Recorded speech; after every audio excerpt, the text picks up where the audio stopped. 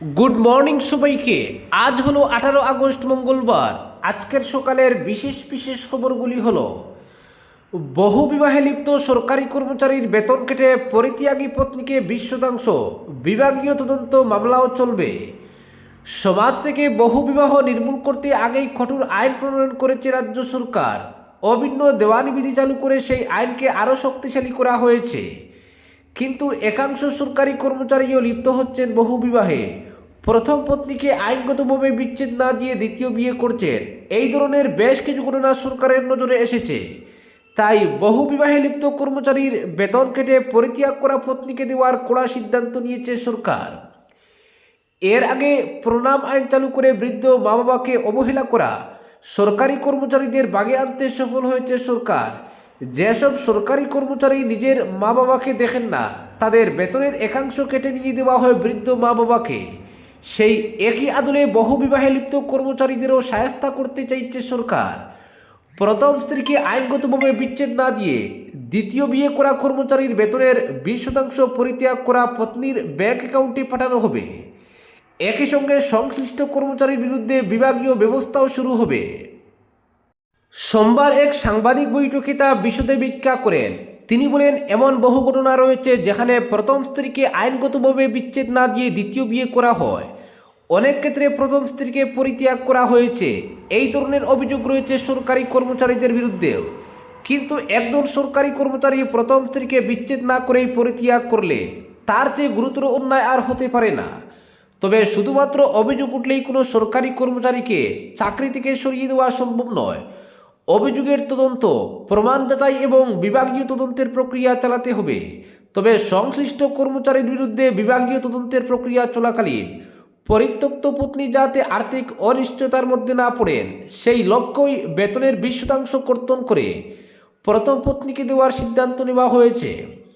উল্লেখ্য, দেশে আসামই প্রথম রাজ্য যেখানে বহু বিবাহ রোধ করতে সরকারি কর্মচারীদের বিরুদ্ধেও এতটা কঠোর সিদ্ধান্ত নেওয়া হয়েছে। অপরদিকে বিজেপির নতুন টিম নীতিন, গুরুত্বপূর্ণ দায়িত্বে বসুন্ধরা ও স্মৃতি, সম্পাদকের দায়িত্ব পেলেন আসামের মৃগাঙ্ক। বিজেপির সর্বভারতীয় সভাপতি নীতিন নবীন দলের নতুন কেন্দ্রীয় পদাধিকারীদের তালিকা ঘোষণা করেছেন। অভিজ্ঞ নেতা এবং নতুন প্রজন্মের নেতৃত্বের সমন্বয় গড়ে তোলা এই নতুন সাংগঠনিক কাঠামোয় একাধিক পরিচিত মুখের পাশাপাশি জায়গা পেয়েছেন নতুন নেতারাও। আসন্ন রাজনৈতিক চ্যালেঞ্জ মোকাবিলা এবং দলের সাংগঠনিক শক্তি আরও বাড়ানোই এই পুনর্গঠনের অন্যতম লক্ষ্য বলে মনে করা হচ্ছে।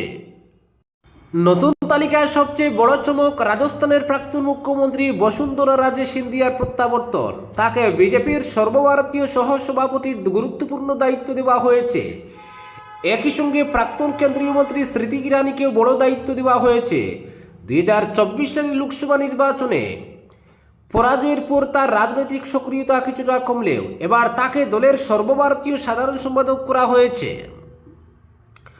নতুন সাংগঠনিক কাঠামোয় মোট 13 জন সর্বভারতীয় সহসভাপতি, 16 জন সর্বভারতীয় সম্পাদক এবং 8 জন সাধারণ সম্পাদক দায়িত্ব পেয়েছেন। সর্বভারতীয় সাধারণ সম্পাদক হিসেবে স্মৃতি ইরানি ছাড়াও রয়েছেন বিনোদ তাওড়ে, সুনীল বানচাল, বিপ্লব কুমার দেব, সতীশ পুনিয়া, গজেন্দ্র পাটিল, হরিশ দ্বিবেদী এবং সঞ্জয় বাটিয়া। সর্বভারতীয় সহসভাপতি হিসেবে বসুন্ধরা রাজের পাশাপাশি সাংসদ বৈজয়ন্ত পাণ্ডাকেও দায়িত্ব দেওয়া হয়েছে। দলের বিভিন্ন মোর্চাতেও আনা হয়েছে পরিবর্তন।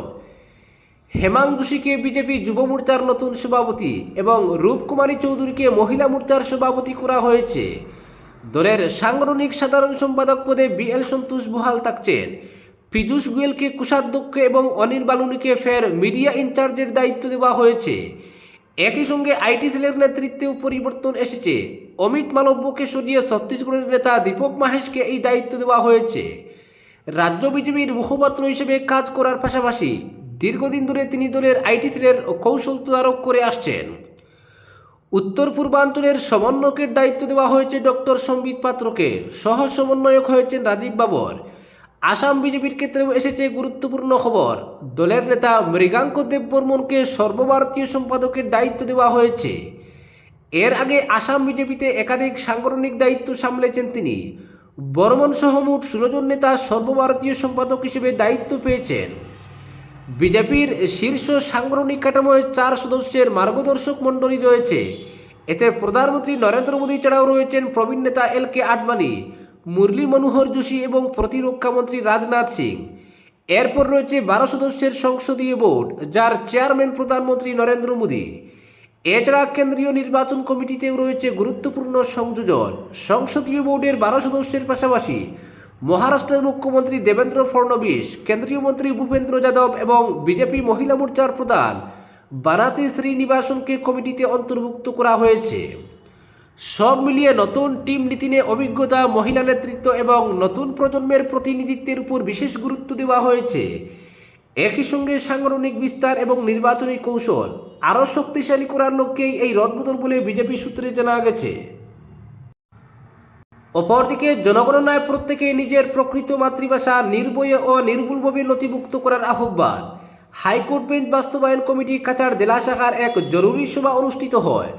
সোমবার শিলচরের নজিরপট্টিস্থিত রূপম কার্যালয়ে আয়োজিত সভায় সভাপতিত্ব করেন কমিটির সভাপতি তথা বিশিষ্ট আইনজীবী ধ্রুব কুমার সাহা।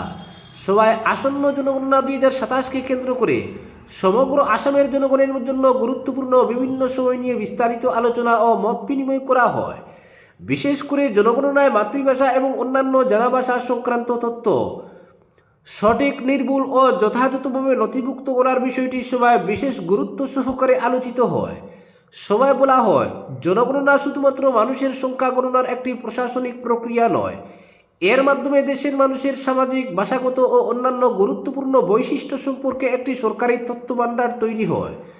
জনগণনার সংগৃহীত তথ্য ভবিষ্যতে প্রশাসনিক পরিকল্পনা, শিক্ষা, ভাষা সংক্রান্ত নীতি, উন্নয়নমূলক কর্মসূচি এবং বিভিন্ন সরকারি সিদ্ধান্ত গ্রহণের ক্ষেত্রে গুরুত্বপূর্ণ ভূমিকা পালন করতে পারে। ফলে জনগণনার সময় একজন নাগরিক যে তথ্য প্রদান করবেন তা তার প্রকৃত তথ্য হওয়া এবং সেই তথ্যই যথাযথভাবে সরকারি নথিতে প্রতিফলিত হওয়া অত্যন্ত গুরুত্বপূর্ণ। এই পরিপ্রেক্ষিতে হাইকোর্ট বেঞ্চ বাস্তবায়ন কমিটি কাছাড় জেলা শাখার পক্ষ থেকে সমগ্র আসামের জনগণের প্রতি জোরালো ও দায়িত্বশীল আবেদন জানানো হয় যে জনগণনা 2027-এর সময় প্রত্যেক নাগরিক যেন নিজের প্রকৃত মাতৃভাষা নির্ভয়ে, স্পষ্টভাবে এবং সম্পূর্ণ নির্ভুলভাবে নথিভুক্ত করান। কোনো ধরনের সামাজিক, রাজনৈতিক, প্রশাসনিক বা অন্য কোনো প্রভাবের কারণে নিজের প্রকৃত মাতৃভাষা গোপন করা, পরিবর্তন করা বা অন্য কোনো ভাষা উল্লেখ করা উচিত নয়। একইভাবে প্রত্যেক নাগরিক যে সকল অন্যান্য ভাষা বাস্তবে জানেন সেগুলিও জনগণনার নির্ধারিত প্রশ্ন ও সরকারি নির্দেশিকা অনুযায়ী সঠিকভাবে উল্লেখ করার জন্য কমিটির পক্ষ থেকে আবেদন জানানো হয়। সভায় বিশেষভাবে বলা হয়, মাতৃভাষা প্রত্যেক মানুষের নিজস্ব পরিচয়, পারিবারিক উত্তরাধিকার, সামাজিক অস্তিত্ব ও সাংস্কৃতিক ঐতিহ্যের সঙ্গে গভীরভাবে যুক্ত। তাই মাতৃভাষার প্রশ্নে কোনো নাগরিকের উপর কোনো ধরনের রাজনৈতিক, সামাজিক বা অন্য কোনো চাপ সৃষ্টি করা উচিত নয়। কোনো নেতা, মন্ত্রী, জনপ্রতিনিধি, রাজনৈতিক সংগঠন বা অন্য কোনো প্রভাবশালী ব্যক্তির বক্তব্য বা নির্দেশের ভিত্তিতে নিজের মাতৃভাষা নির্ধারণ না করে প্রত্যেক নাগরিক যেন নিজের প্রকৃত মাতৃভাষাই ঘোষণা করেন।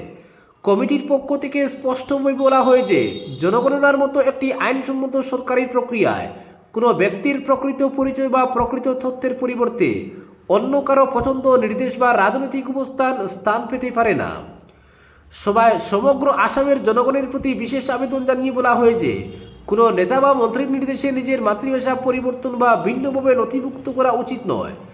জনগণনা কোনো রাজনৈতিক প্রচার বা রাজনৈতিক নির্দেশ বাস্তবায়নের ক্ষেত্র নয়। প্রত্যেক নাগরিকের নিজের মাতৃভাষা সম্পর্কে তার নিজস্ব বক্তব্যই যথাযথভাবে নথিভুক্ত হওয়া উচিত। কোনো নাগরিকের উপর তার ভাষাগত পরিচয় সম্পর্কে কোনো মত চাপিয়ে দেওয়া বা তাকে তার প্রকৃত বক্তব্যের বিপরীতে কোনো তথ্য দিয়ে বাধ্য করা গণতান্ত্রিক ও আইনসম্মত প্রক্রিয়ার পরিপন্থী। সভায় আরও সিদ্ধান্ত নেওয়া হয় যে আগামী ফেব্রুয়ারি মাস থেকে গণনাকারীরা যখন বাড়ি বাড়ি গিয়ে জনগণনার তথ্য সংগ্রহ ও নথিভুক্ত করার কাজে যাবেন তখন প্রত্যেক পরিবার ও প্রত্যেক নাগরিককে অত্যন্ত সতর্ক ও সচেতন থাকতে হবে। গণনাকারীকে যে তথ্য প্রদান করা হচ্ছে, বিশেষ করে মাতৃভাষা ও অন্যান্য জানা ভাষার ক্ষেত্রে, সেই তথ্য গণনাকারী সঠিকভাবে নথিভুক্ত করছেন কিনা তা নাগরিকদের নিজেদের সামনে থেকেই লক্ষ্য রাখতে হবে। নিজের বক্তব্য সঠিকভাবে নথিভুক্ত হয়েছে কিনা তা নিশ্চিত করা প্রত্যেক নাগরিকের জন্য অত্যন্ত গুরুত্বপূর্ণ। গণনাকারী যে তথ্য লিখছেন বা ডিজিটাল মাধ্যমে নথিভুক্ত করছেন তা নাগরিকের প্রদত্ত তথ্যের সঙ্গে সামঞ্জস্যপূর্ণ কিনা সে বিষয়ে প্রত্যেককে যথেষ্ট সতর্ক থাকতে হবে। কোনো তথ্য ভুলভাবে লেখা হলে নাগরিকের বক্তব্যের পরিবর্তে অন্য কোনো তথ্য নথিভুক্ত করা হলে অথবা প্রদত্ত তথ্য সম্পর্কে কোনো বিভ্রান্তি সৃষ্টি হলে সংশ্লিষ্ট নাগরিককে সঙ্গে সঙ্গে বিষয়টি গণনাকারীর নজরে এনে সঠিক তথ্য নথিভুক্ত করার দাবি জানাতে হবে। প্রয়োজনীয় ক্ষেত্রে সংশ্লিষ্ট ঊর্ধ্বতন কর্তৃপক্ষের দৃষ্টি আকর্ষণ করতে হবে। সভায় বলা হয়, জনগণনা শেষ হওয়ার পর ভুল তথ্য সংশোধনের সুযোগ সীমিত বা জটিল হতে পারে। তাই তথ্য সংগ্রহ ও নথিভুক্তির সময় প্রত্যেক নাগরিকের সচেতন থাকা অত্যন্ত প্রয়োজন। কমিটির পক্ষ থেকে জনগণকে আরও সতর্ক করে বলা হয় যে কোনো নাগরিক নিজের প্রকৃত তথ্য প্রদান করার পরও যদি সেই তথ্য ইচ্ছাকৃতভাবে পরিবর্তন, বিকৃত বা ভুলভাবে নথিভুক্ত করার চেষ্টা করা হয় তাহলে বিষয়টি হালকাভাবে নেওয়া উচিত নয়। জনগণনা একটি আইন দ্বারা নিয়ন্ত্রিত সরকারি প্রক্রিয়া এবং সেন্সাস অ্যাক্ট 1948-এর প্রযোজ্য বিধান লঙ্ঘন করে তা আইনগত অপরাধের পর্যায়ে পড়তে পারে।